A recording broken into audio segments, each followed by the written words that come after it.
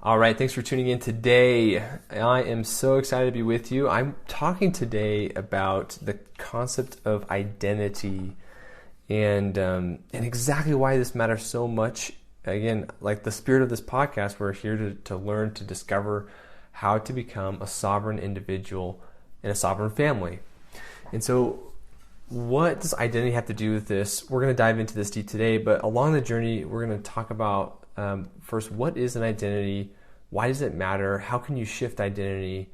And how all this plays into seeking your own sovereignty. Okay, so to jump into this, let me give you some context on me. It's like in the last 2.5 years or so, as we've been on an entrepreneurship journey and have been really intentional about living life and experiencing things. It's caused us, you really can't go on a journey like this without truly discovering who you are. And that's kind of an interesting question, like who are you? And so as I've pondered the question, like who is Stephen Barrow? It's really interesting because like you're kind of trying to explore this question from the past, right? It's like what are all the things that I've done? Of the things I've done, what have I enjoyed doing? What have I been good at doing? What have other people noticed that I'm good at doing, even when I haven't noticed I'm good at doing it? Do I enjoy being around people? Do I get energy from being in crowds? Or am I more introverted? What topics do I find myself wanting to know more about? What am I more curious about? And so what do I enjoy doing? What skills do I enjoy acquiring to make money? What skills do I enjoy acquiring just because I like creating, right? And it's like a hobby. How do I view myself? What are the voices in my mind? Like, are they kind to myself? Are they supportive of myself? How do I fit into society, right? Like, how do I treat other people? It's just kind of interesting because like that, whenever anyone ponders that question, myself included, it's like you're evaluating yourself looking at the past. But like who you are today isn't who you always were, like for example, I'll just say this. Like today I'm married, so I'm a husband, right? That's like an identity. I am a licensed professional engineer, and so that is an identity. I am a father, and so that is an identity. And so there's these different identities that I have chosen to assume, and all of them add up to be Stephen Barrow, okay? And everyone does this. Like most people are not conscious about it. Most people just kind of, something happens and your subconscious like internalizes it and it forms an identity around that thing. And sadly, a lot of the things that come to us by default are negative, right? And they're not really serving us well. So like, I'll say, some people are like, I'm not good at public speaking. Okay, so that's an identity, right? And that's come probably because you've gotten up in church or at school or something and you spoke in front of a group of people and for whatever reason felt like it wasn't well received, or like they laughed at you, or you got a failing grade on your assignment for that thing, or whatever it is, right? Like you had some kind of negative thing happen, and for whatever reason, your brain was like really sensitive in this exact moment, so your subconscious kind of latched onto that like negative association and formed an identity, like I'm not a good public speaker, okay? But like the thing is that's just you in your head. Like it's not that like somehow the cosmic universe like branded you as like, yes, you are not a good public speaker and you will never be good at public speaking. And if you try to develop the skill of public speaking, it doesn't matter because you are destined to fail at it because we have branded you as a bad public speaker. It's like that identity is just in your head. It's just something that you assumed, and all of us do this on, we kind of assume a whole variety of identities. A lot of them are default, and it's really because of exactly what I described, like some traumatic event that happened and your brain tries to our brains are hardwired to complete stories, right? And part of stories is like the hero's journey, and the hero assumes an identity or goes through a transformation, right? And so as your brain tries to seek meaning from sometimes just completely random events that happen in your life, and they happen to happen at like a really vulnerable moment, you assume this identity, and it's meant to like protect you from harm. Like that's the reason our brains have evolved this way. But it doesn't really protect you. I mean, because like, what is the use of assuming that identity if I'm a bad public speaker, right? It's not really a very good identity to assume. I mean, it's okay, I guess, if you never want to be a public speaker. But anyway, my point is, I just chose that as one example, public speaking. But we do this, right? Like, I'm not a good husband, or I'm not a thoughtful person, or I'm clumsy, or I'm irresponsible, or I'm bad with money, right? Like, these are all just identities that are completely constructs of your head. And sure, like there is some historical data to back up a lot of the things, but what we do is like very early on, like first when you're born as a baby, like, are you good at money? No. Like, you don't even know about money. And so like everybody when they're born is bad at money, or they're also equally bad at like everything. They're whatever, like they're bad at walking and running and talking and dating and computers and like babies are come into the world equally bad at everything, right? But they're also like, I guess, equally good at everything, right? they exist. They're this bundle of joy. They represent all the potential in the world to become whatever they want to become, or what they need to become. And the sad thing is people go through life kind of on autopilot, and you don't realize that like the brain is trying to, create these identities and create a story to make sense of your life. And it goes through, and the default setting is like something scary or traumatic happens, and you kind of assume an identity around it. And then that becomes a self-fulfilling prophecy, right? Like the one time you got a little bit of money, and then, you got swindled out of $20. And so that traumatic event and embarrassment like creates this identity that I'm no good at money.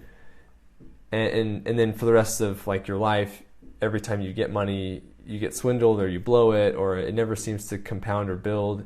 And so you just kind of, you build this to like complete the story in your mind. You say, well, I guess the universe has branded me as someone bad with money, or fill in the blank, right? Someone bad at speaking, or someone who can't have a stable relationship. Like I'm broken, or I'm branded. The universe is like against me on this thing. And so you kind of assume that no matter what effort you put into that to like master it, that you're just not ever going to like change that identity. And so I'm here to just tell you that's an entirely like that's a total construct of your own brain, your own imagination. It's not true. Totally fake. Totally, completely fake. And again, I want to honor this by saying like of course you can back it up with information. But hopefully when I tell the example of like all babies being born equally bad at something, it's meant to just tell you that like sure, experiences have happened in your life that maybe support the stance that you're not talented at something, but it's a complete fallacy that you can't change it. Like if you're bad at finances today, you can get good. If you're not a very thoughtful spouse, you can become thoughtful. If you're not a very patient mother or father, you can become one. Okay, you can shift your identity. And so why does this matter? Why is this important? Well, as long as you hold on to an identity, it almost doesn't matter what other information you get. Like, so if you just assume the identity of I am an impatient mother, right? Or I'm terrible at losing weight. If you like assume that identity, then it doesn't matter how many blogs you read, or how many podcast episodes you listen to, or how many masterminds you go to, or courses, or like little hacks that you try to pick up to like, become more patient or lose weight. It just doesn't matter because you are holding on to an identity. It's almost like the information is going to hit your brain, and maybe your conscious mind is going to be like, oh, that's nice. Like, maybe that'll work for me. But it never, ever gets into the subconscious. It never truly works its way to change your habits, like long term. Like, maybe it kind of change it for a little bit, a few days, maybe a couple weeks or something. But it never really drives a change because you still have this identity that you're holding on to. And I'm going to tell a couple stories. Hopefully this, highlights, like, just kind of drives this concept home. I recently reread a book that I really love. It's called Expert Secrets by Russell Brunson. A fantastic book. In the book, he tells a story of one of his friends. His name is James Friel, who, like, just on a kind of a whim, wanted to become a drummer. And he was like on Google and just kind of like Googling something, and then he saw an ad for like a drum kit, and he gets so excited he buys this drum kit, and he's never played music at all in his life. Like, he's not a musician. He's just, like, for whatever reason, I don't know, midlife crisis or something, just decided, like, hey, like, oh yeah, this is gonna be awesome, I'm gonna become a drummer. So he buys a drum kit and he waits anxiously, and the drums arrive, and then he like has to fumble around and figure out how to put the set together. And then he gets the drumsticks and he tries to play something, and he's awful. He's terrible at it. And so he gets like all bummed out, and then he goes to a local music store, signs up for a lesson, and takes his first lesson. And the teacher's like, do this simple like riff, and then he tries it and can't do it. And the teacher just like, again, trying to teach him. And he gets frustrated. James gets frustrated and is like, listen, dude, it's not that I can't hear you. It's just that I can't do it. And the teacher said something that really inspired him. He said, that's okay. Like, you will practice. And James had this realization. He's like, I realized that somewhere in this course, I had made an identity shift. I said, like, I am a drummer. And there's a powerful distinction here. It's like, it's different to be someone who's like, I'm not a drummer, but I want to learn drumming. Versus someone who's like, I am a drummer. And the reason it's a powerful distinction is because drummers, I'll read the section right from his book. It's really, really powerful. He said, so James' story is powerful because most people say, I want to learn how to play the drums. That's not an identity shift. When James decided to play the drums, he knew that there was going to be a long, hard road to becoming good. And if he just wanted to play the drums, he probably would never had made it to the finish line. But because he shifted his identity to, I am a drummer, he looked at it differently. It shifted to him. And now that's the end of the quote, right? But the reason this is important is because, like, if you identify as a drummer, it does not matter if you're the world's worst drummer, you're still a drummer. Okay, on the whole spectrum of drummers, like, you could be the total bottom and the worst, but you're a drummer. And so then you say, well, what do drummers do? If I identify as a drummer, like, what do drummers do? Well, drummers practice. And they don't practice just when it sounds good. They don't just practice the things that are easy. No, they practice the things that are hard, and they push themselves and they learn new skills, and it doesn't matter that they aren't the world's best. They still get on stage and perform, and that's part of practicing, is like stage presence, and then you go back and you practice some more, and then you go perform some more. And so, like, if you identify as a drummer, like, that's what you do. It's just like part of the gig, right? It's part of the identity.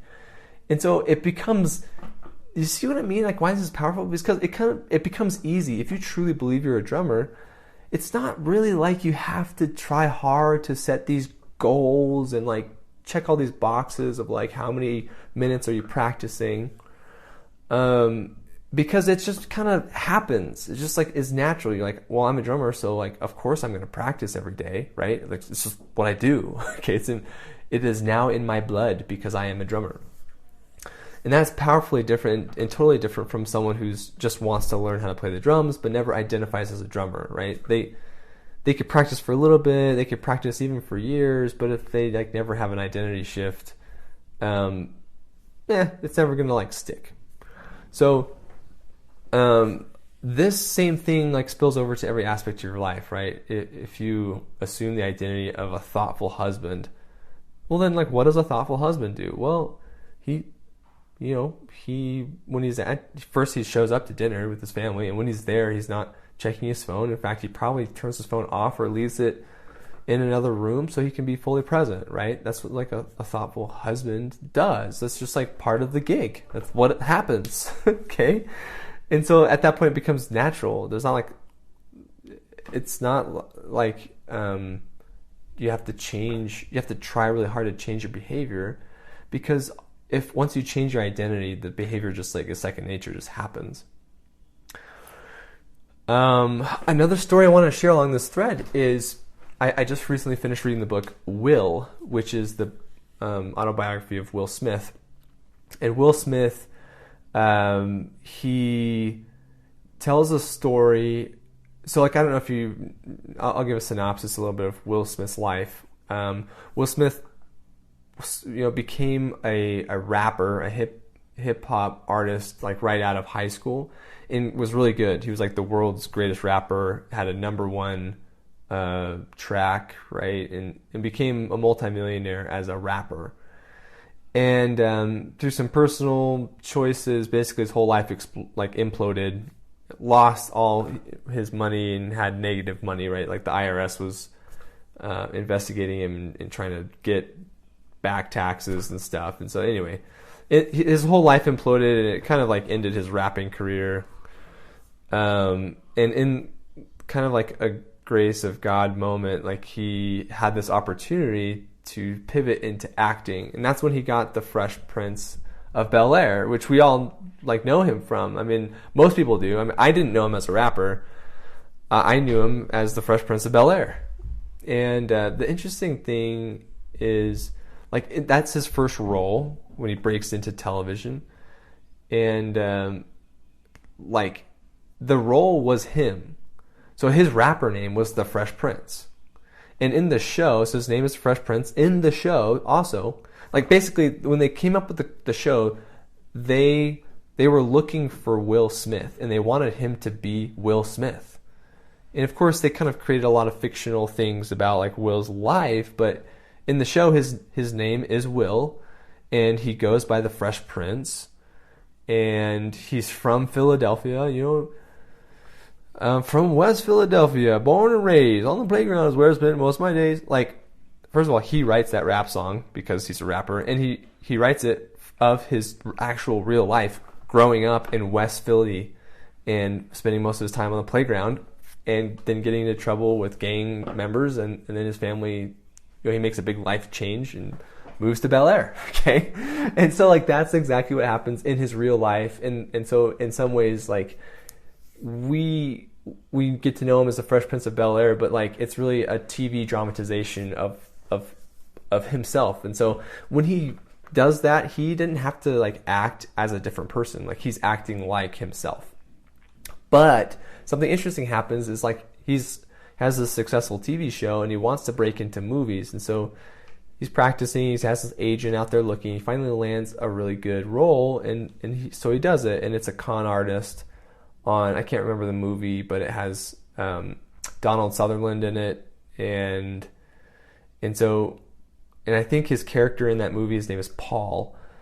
And so Will, in his book, he describes, spending months like playing this role, like preparing for it, and then the filming. But the interesting thing about being an actor is to, like, truly, like, us as the viewer who are going to pay money to go see a movie, like, you have to do the job, the actual thing that we're paying actors to do is we want you to trick us. We want you to be so good at being someone else that we're watching this movie and we're not even thinking of you in your personal life. We're seeing Will Smith on screen, and we're not, like, thinking of Will Smith. We're thinking of Paul the con artist. Okay, you see what I mean? Like, actors, their profession is to be paid to basically get inside the head and mind and body of someone else. And like, that's what we pay them to do.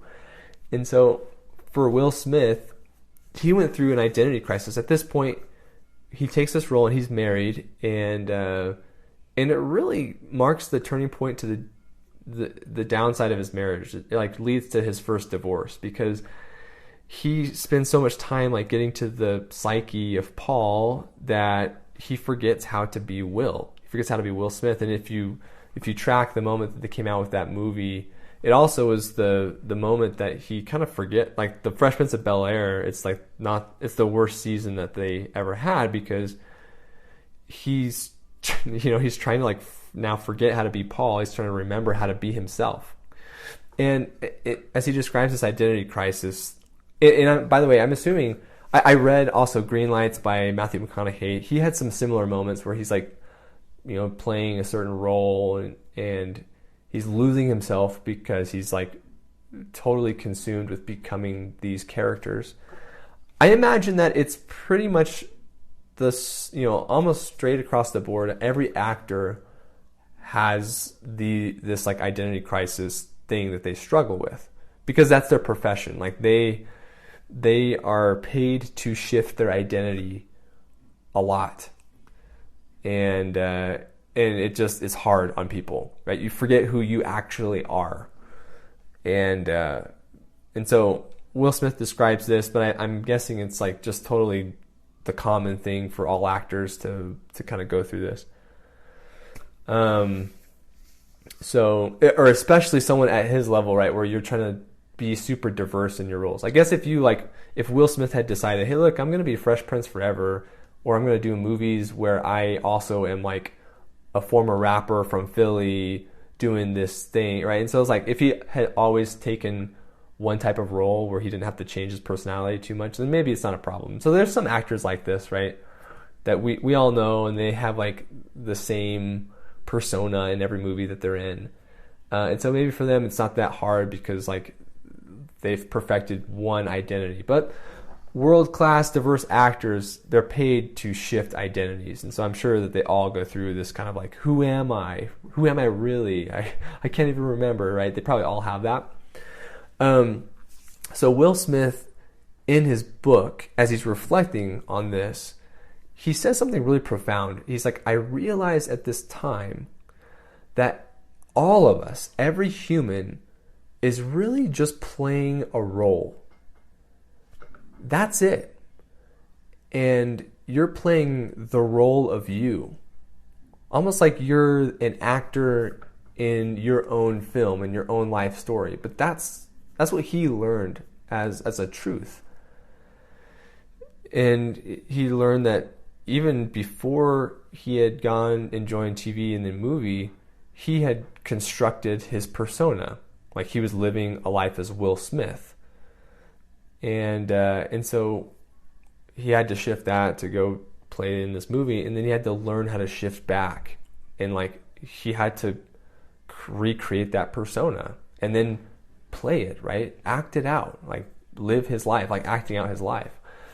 And it was profound to me, because I realized that he's right. He's right. Like actors, their profession means that they have to shift identities quickly, but all of us, you, me, everyone listening to this, like we all are actors in our own story. It's just that unlike Hollywood actors, we spend decades building the same persona. Or like it changes a little bit, right? You add different things here and there, but like it's the same person, but it's still a role. It's really just a thing. You're the actor in your own life. And so why is that important to know, or why is that empowering? Because if there's something about your character, your role that you don't like, or some skill, right, you can choose to assume a different part, a new identity. Like you literally can. I think it's probably dramatic to try to shift your identity too much too fast, but like I'll just give an example. Like, so 21, I got married, Katie and I got married when we were 21. And so 21-year-old Steven was not like, I had never been married before, even though I dated Katie for a while. But so I was, a thoughtful partner in that I was, a thoughtful boyfriend and thoughtful fiance, but I wasn't, like, I couldn't necessarily claim to be a good husband. I'd never done it before. Okay, so when we got married, I made a commitment, right? An internal shift. I chose to add to my persona the identity of a good husband. So it's like, well, what does a good husband do? Like, what comes with that identity? Well, continue to court and continue to date and continue to spice things up in your marriage and continue to be thoughtful and continue to be committed to them and live a monogamous life, right? And so that's just an example of how, you can make a significant, that's a pretty big shift in identity, right? To go from like a person who's dating, right? Even a fiance, and then now you're a husband, right? That's a pretty big step up in maturity and responsibility and stuff. And so, like, you had to assume quite a bit of responsibility, a new identity. And then that happened again, several years later when we welcome our first child into the world.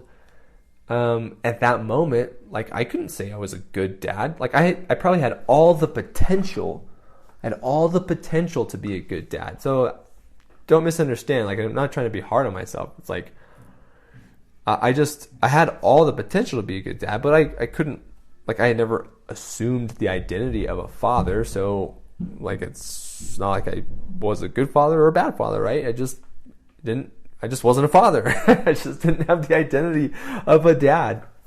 And so, again, that was another big identity shift, and to learn to, like, shift your expectations. And like, sure, there's hard things about it, but like, once you just assume the identity, once you're like, I'm a dad, like, I'm not just a husband trying to do fatherly things. You actually assume the identity of a father. Like, I am a father. And so what does that mean? What comes with it? Well, there's all the host of things that come with that identity, right? And it's not that, like, everything's hunky-dory and easy. It's just not, if you, like, basically I'm trying to say, if you focus more on having an identity shift, the behavior stuff becomes easier. You start acting differently because you identify differently. And so that, I hope that example is, like, conveying this message, right? It's like, you are an actor in your own play, in your own show, in your own life. And your identity is malleable, okay? And I think everyone kind of agrees that if you shift back and forth in big, huge ways with your identity, it's probably not good for your mental health, which is why I'm sure depression and anxiety is super rampant in Hollywood, because it's a whole profession of people that are paid to do exactly that. So I'm not advocating that, but I'm saying, examine, like, your life and, like, the habits you're trying to change, because you're going to need to change habits and things to truly be sovereign, to truly be free. And I would add that sovereignty, being a sovereign individual, a sovereign family, that is an identity. And so instead of, like, approaching this podcast or approaching your own sovereignty as, like, how can I create a huge list of life hacks that I have to assume, rather than do that, work on the identity. Say, like, assume the identity of a sovereign individual. And then from there you say, well, what does a sovereign individual do? How do they act? How do they treat themselves? How do they treat people? Like, what does that even mean? And then from there, like, it's a whole lot easier to approach the world. Like, you might be the worst sovereign individual in the world, right? Like, you might not be very skilled at it, but if you first start with assuming the identity as a sovereign individual, it makes it, you kind of have more grace with yourself. You say, like, look, I am a sovereign individual, but, like, I still have to work this W-2 job because of these other skills I'm trying to learn or whatever. But, like, because I identify as a sovereign individual, I'm like, well, what would the worst sovereign individual in the world do? even if he's the worst at it, but he's still sovereign. Like, oh, well, he would be actively, trying to develop competencies in this area, or whenever he's presented with this decision, unlike most people who are easily going to chase it this direction, he's going to say, no, I'm going to do it this way. It just helps when you shift your identity. So that's what this podcast is about. It's not just trying to teach you life hacks or like little strategies and things like that, because those all go away. Like just the life hack is not going to make a big impact. But what will is when you assume an identity. And so what I'm hoping to share with you from this episode is just give you examples that if you examine your own life, you can point to inflection points in your own life where you have assumed a new identity. You've become a new character, almost like you've taken a new role in a different movie. And if it's possible during those inflection points, what's stopping you right now from engineering your own inflection point? What's stopping you right now from saying, well, I'm kind of dissatisfied with this identity that I've been carrying around. I'm going to change it. And so I hope that that's empowering to you. And that's the whole purpose of sharing it like this. Thanks for tuning in. Hopefully this was a positive return on your attention. And I will catch you later.